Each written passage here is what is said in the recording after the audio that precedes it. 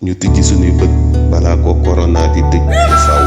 Ouvrons les yeux avant que le corona les ferme à jamais. Abrimos los ojos antes que el corona los cierra para siempre.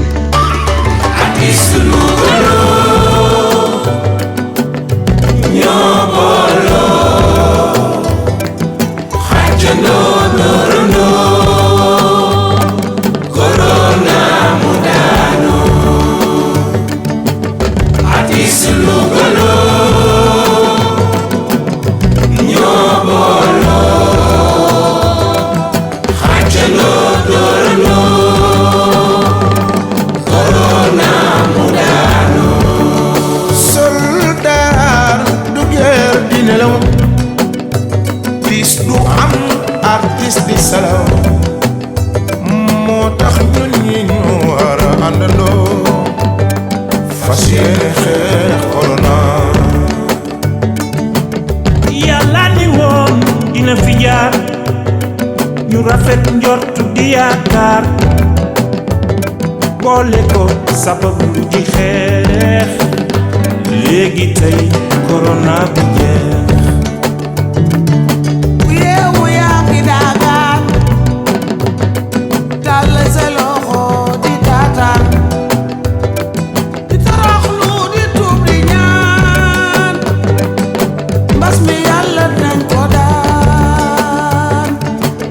bu sew la aka bon du ko gis ba xam fa mu aw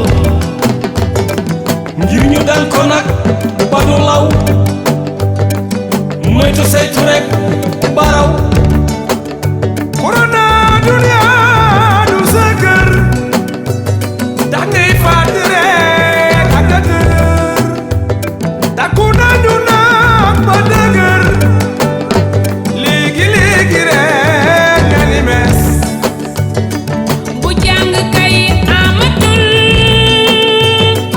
wandeelu sax waratul bu ndaaja toojatul waaw nga war a toogi sa kër.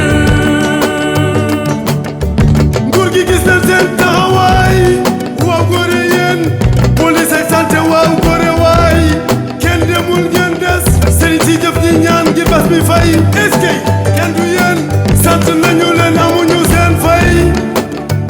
corona bi ngir mu dem ba ni mees deret du fi des nañu bàyyi dajalo bi ay joxe la koy te takk masque yi sóoral dina la toxoo maytul di jël sa loxo jëmmale sa xaaru kanam yow wax naa li ma ci xaar ñun lanu jël balu saytu daa di sox fetalu fagaroo tax di kooku moytu ñu dem corona mu daanoo.